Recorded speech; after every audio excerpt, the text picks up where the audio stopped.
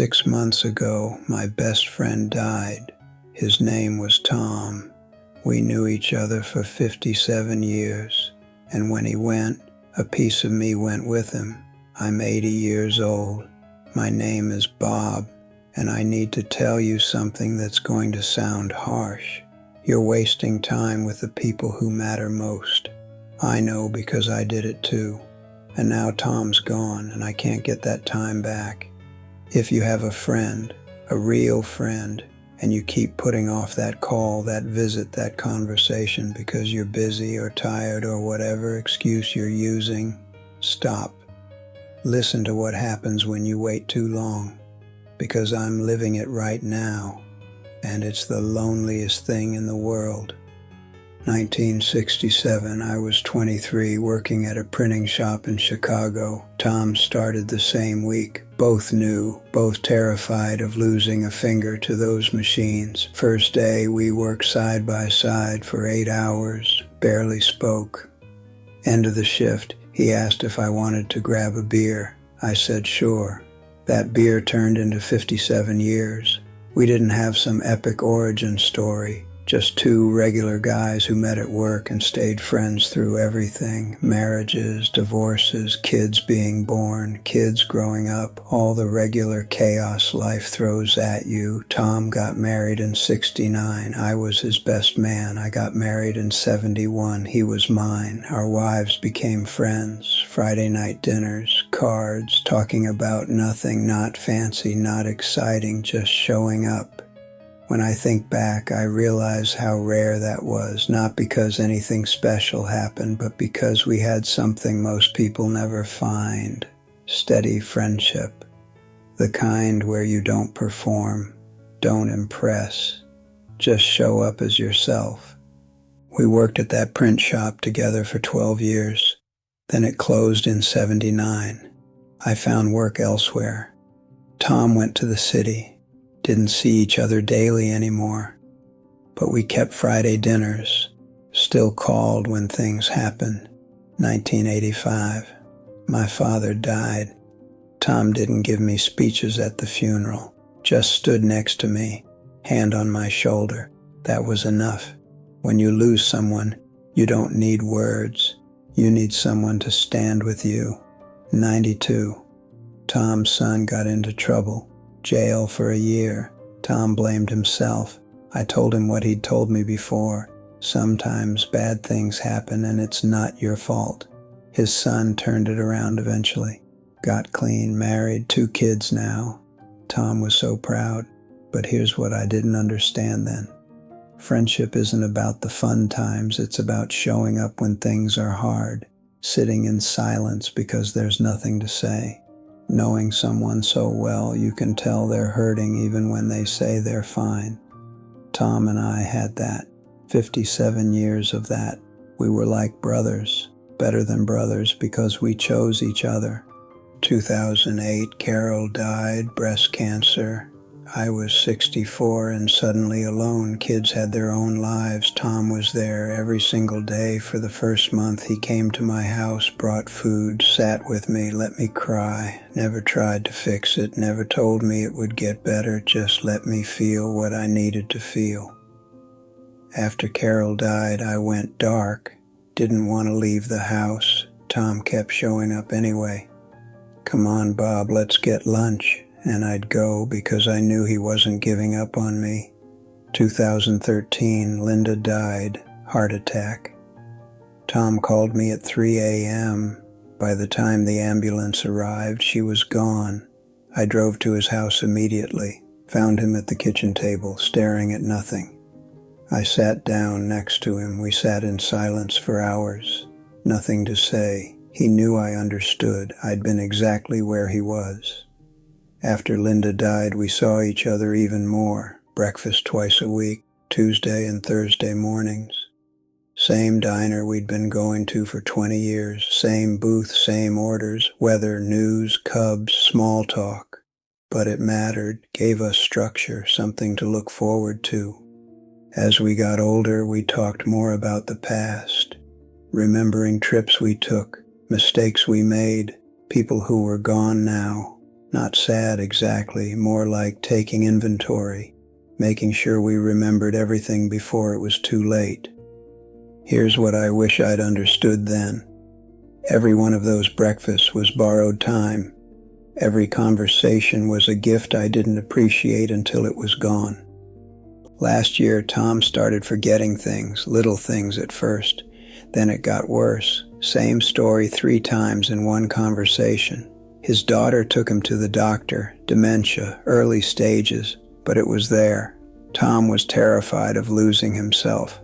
I told him what he'd told me years before. We deal with what we're dealt.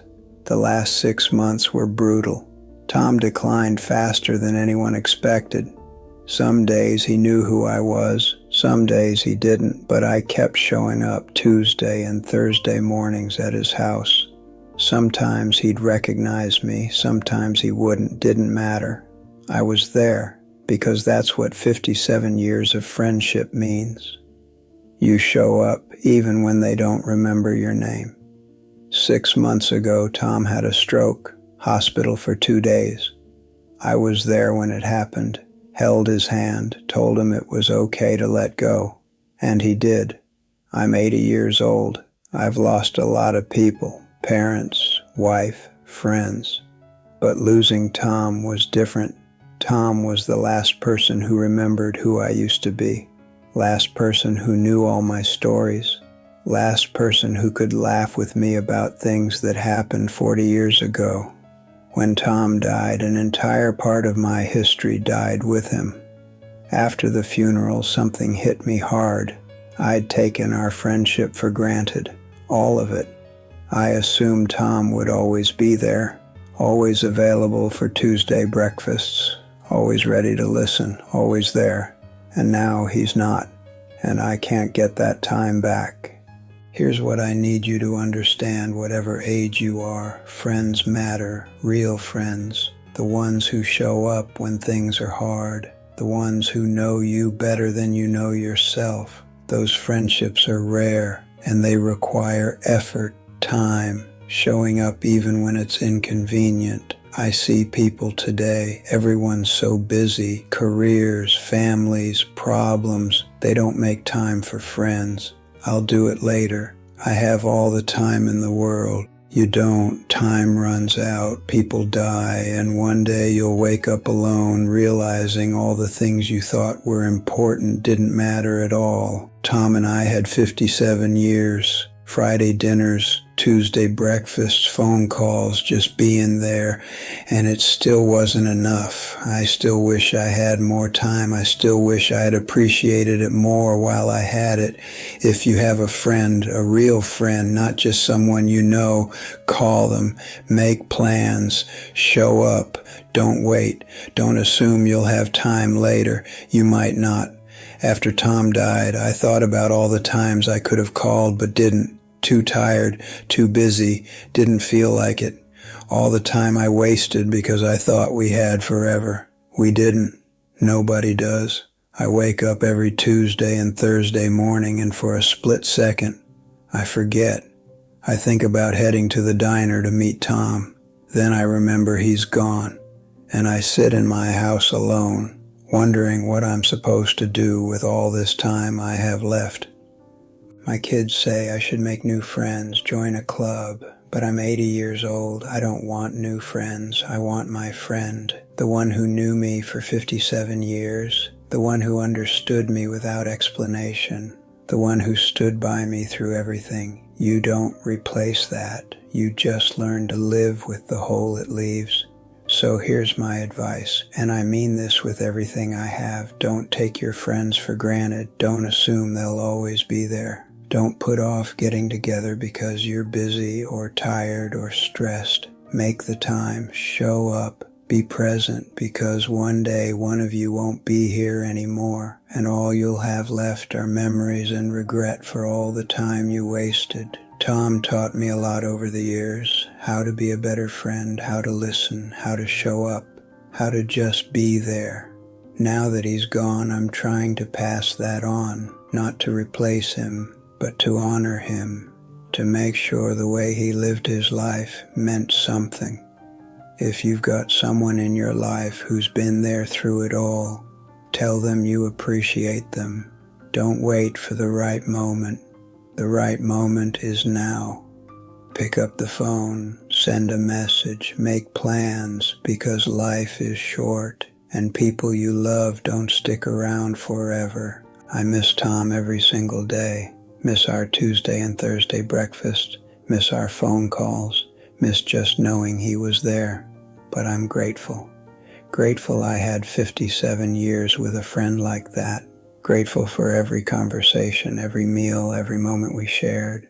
Grateful I got to be there when he died, that I got to hold his hand and tell him it was okay.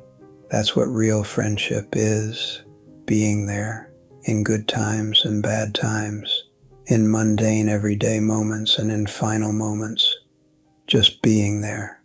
So, if this story means anything to you, reach out to someone you care about, make the effort, show up, and if you found something valuable in what I shared, hit that subscribe button, leave a comment, tell me about your friendships, tell me about the people who matter to you. I read every comment.